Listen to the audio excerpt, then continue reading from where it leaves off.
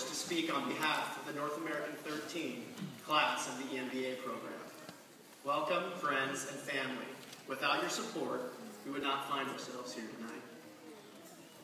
Standing here with each of you, it's hard to believe some 20 months ago we were just getting our start in Scamania during that first week-long president's session.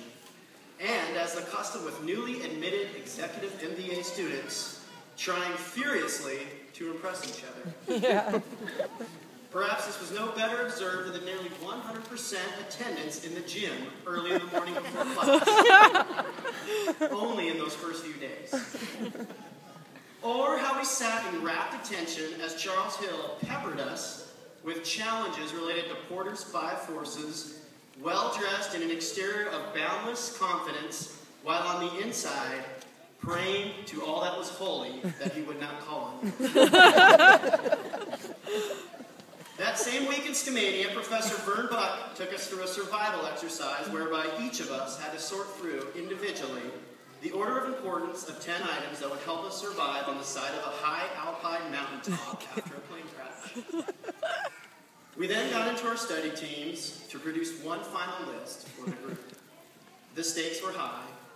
We debated, argued, really, back and forth, in the assuredness, at least for myself, that our priorities were the best, despite the fact that, 1, I've never been in a plane crash, or 2, stranded above a frozen tree line with a varied assortment of totally random items.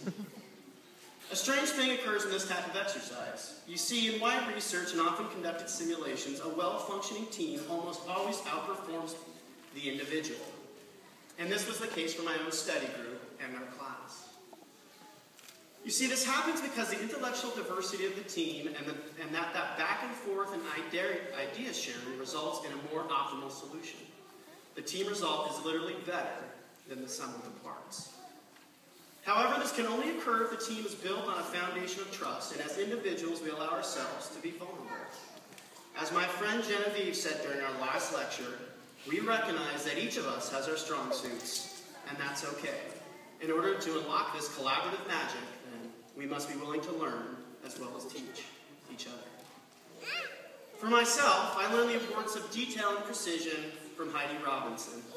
From Kate Woods, the importance of work-life balance. She excels at both. From Jared McMillan, the importance of patience and thoughtful listening. Casey Gansky, to be your own person. I've only got 5 minutes, and this speech isn't long enough to discuss in detail what I've learned from my roommate, Pete Andreski, let alone the rest of his class. Each of us, I'm sure, has similar experiences in their own groups. Also, I'd like to think the professors learned from us. I know on at least a few occasions, Pete reveled in debating the finer points of the latest FAS ruling, the intricacies of other comprehensive income, and the capital asset pricing model. That's right. I just said other comprehensive income in a commencement speech. Thereby fulfilling the unwritten but long and well understood last requirement of our MBA program. So, Dean Giambalvo and Louise, know that you've been fucked. I figured you out. A great class is built on the foundation of great students who learn from each other. We form the 12th man of the program's professor roster. And amazingly, you get us to pay you to do so. What a racket. There's a thread here that I'd like to conclude with.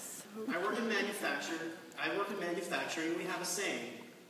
Anybody can buy and operate our machines. It's the people that run them and manage them that make the difference in the market. The same, I suppose, is true in education. You see, Harvard cases, lots and lots and lots of them, and textbooks are easily obtained. The difference is the outstanding collection of people, both students, professors, and staff, combined with an individual curiosity and vulnerability that creates a multiplier effect on the material. The sum, again, is greater than the parts. For us graduates, our lives in front of us will continue to offer many more challenges and exciting opportunities. Some of us have, or will be, changing careers and directions. Along the way, there will be more peaks to conquer, more mountains to get off from. And, as we discovered during that debate some 20 months ago, we will be successful because of the great people we surround ourselves with, combined with a continued curiosity to learn. For myself, that might be the most important lesson of all. So, to my fellow classmates and friends tonight, as we graduate from this program, it is my only regret that our interactions will be fewer and less frequent. It has been one of the privileges of my life to get to know and learn from each of you. Good luck, and God bless.